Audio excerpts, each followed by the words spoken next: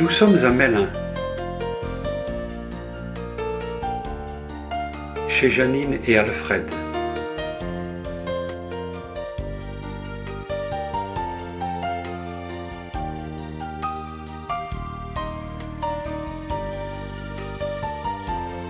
Un petit paradis sur terre.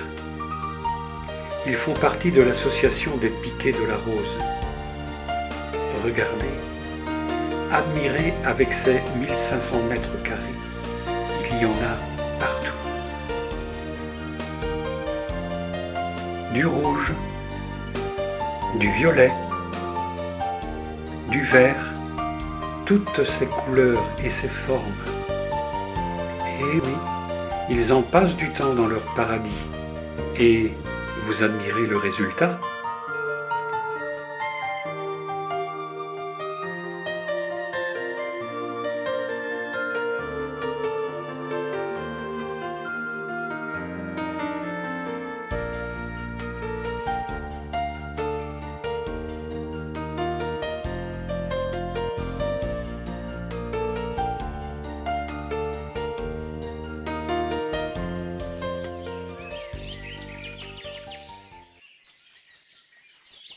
Alfred est un ancien bagueur du Muséum national d'histoire naturelle.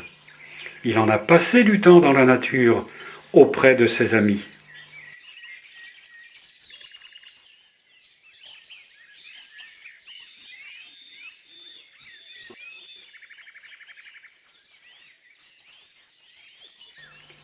Maintenant, il a une retraite heureuse près de ses pigeons et de sa famille. Si tu ne les l'ouvres pas, ils sortent pas. Hein. Ouais. Allez.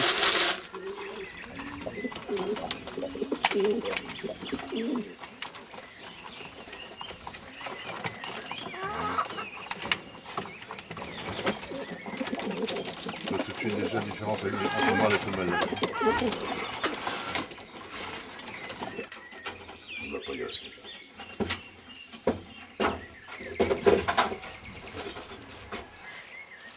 Alfred nous emmène près de chez lui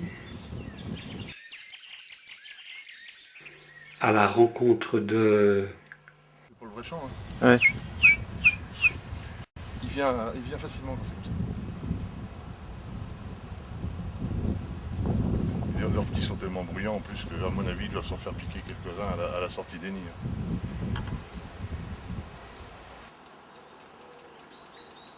Il l'appelle.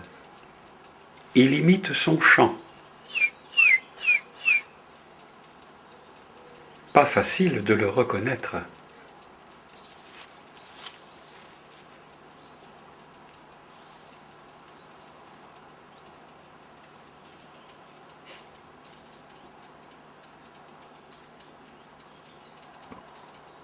Il était fauvette, Calarme.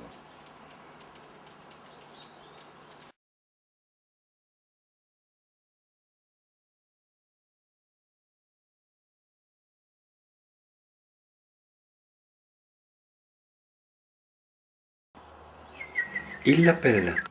Et peu de temps après, il répond. Là où est-ce qu'il est? Je vois pas. Même s'il n'y a pas des vieux.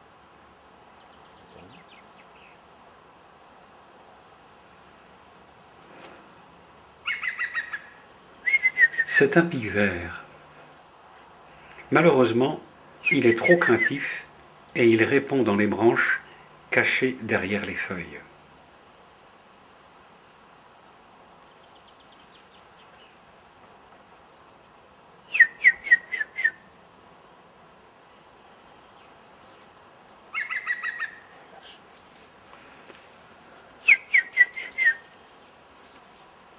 Il est dans la touffe du haut, on le voit.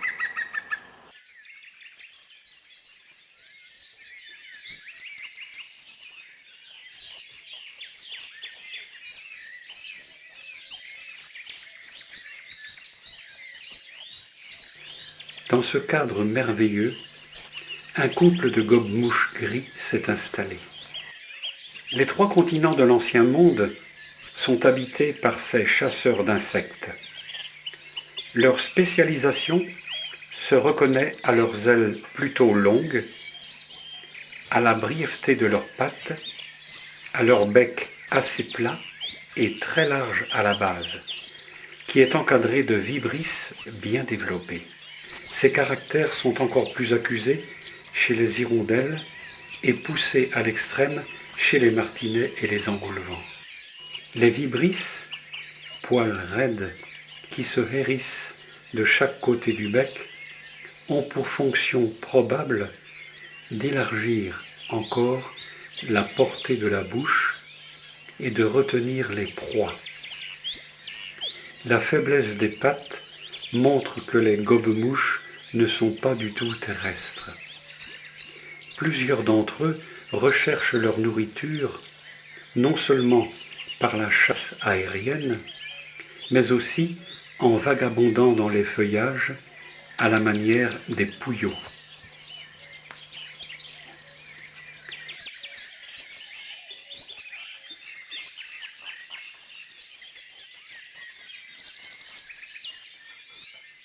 Avez-vous jamais remarqué l'oiseau gobeur de mouche qui, perché au-dessus des têtes, sur une branche morte ou sur un fil, ne cesse de lancer un cri bref?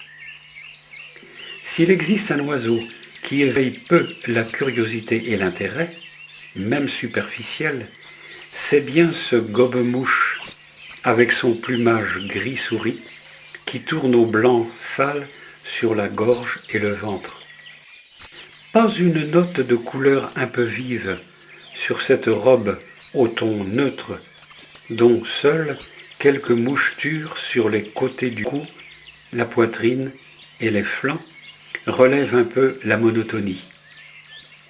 Ni la tenue un peu débraillée de l'oiseau, avec sa plume souvent mal lissée, ni sa voix menue ne modifie l'impression qu'on a lorsqu'on le voit au repos d'un être terne, un peu triste et indifférent.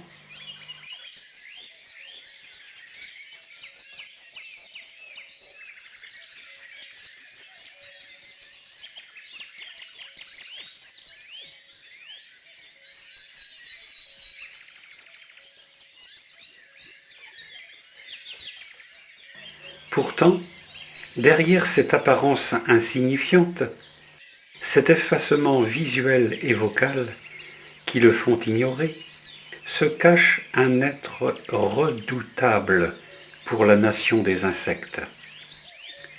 Il n'a l'air de rien quand il est posté dans l'ombre, la poitrine bombée, la tête engoncée dans les épaules, comme accroupi sur son perchoir.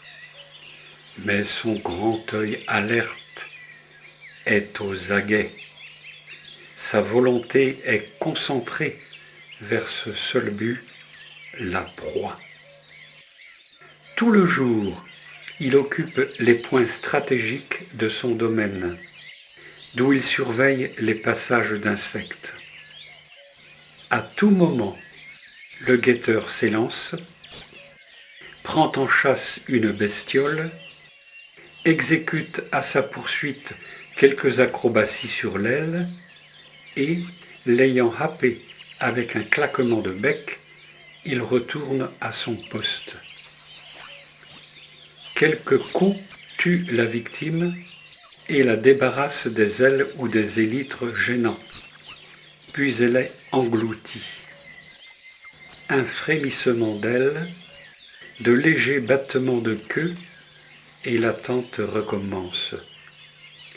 Dans son genre, ce tueur embusqué vaut bien l'épervier, n'en déplaise aux âmes sensibles.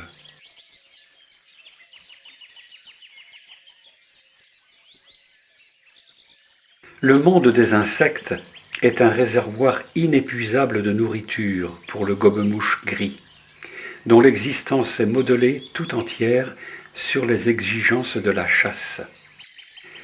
Tout ce qui vole à sa portée lui paie tribut.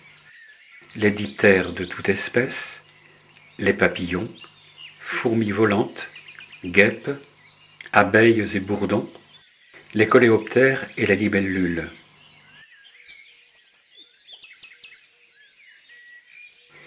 On affirme que, par temps de pluie, il doit les cueillir sous les feuilles en voletant et qu'il s'en prend même aux vers de terre. Il ne dédaigne pas les baies de sureau, de framboisier et de chèvrefeuille en fin d'été. Indépendant, solitaire, il est assez jaloux de son espace vital et le fait respecter à ses congénères. Les meilleurs passages d'insectes se faisant à proximité des arbres, c'est là qu'il se cantonne, sur les branches mortes ou peu feuillues, sur les fils et les autres perchoirs situés un peu au-dessous des feuillages, à quelques mètres du sol. Il se pose rarement à terre, où il sautille sur ses pattes courtes.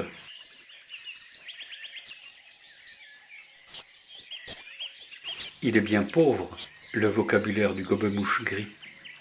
On n'y reconnaît guère que des variations peu étendues sur le cri habituel. C'est un son dur, aigu.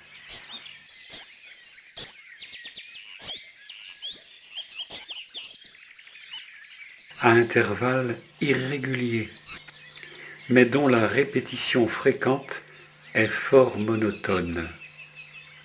Les besoins alimentaires de cet oiseau commandent le choix de son habitat. Il lui faut des arbres espacés, de préférence feuillus, de l'ombre et de la lumière, de l'air libre et beaucoup d'insectes. Aussi peut-on le trouver dans les bois clairs et les futaies aérées de chênes, de hêtres, de pins, dans les bosquets de châtaigniers, aux lisières des forêts et des clairières, au bord des chemins et des cours d'eau, dans les parcs, les allées de vieux arbres et les jardins.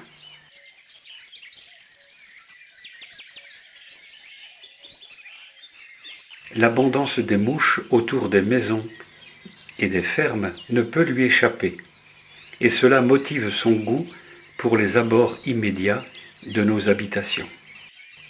Peu farouche, plutôt indifférent, mais parfois susceptible, il s'accommode fort bien des allées et venues, élève sa nichée sous les yeux des humains et souvent à portée de leurs mains.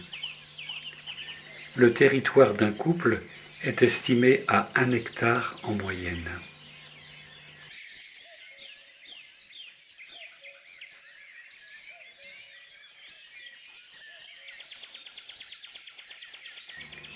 Au printemps, les premiers voyageurs traversent le Sahara et abordent la Méditerranée dès le mois de mars, arrivent chez nous dans la dernière semaine d'avril. L'installation générale est observée dans la première décade de mai, tandis que la migration se poursuit encore à la fin du mois. Dans le nord du continent, certains oiseaux n'arrivent qu'au début de juin.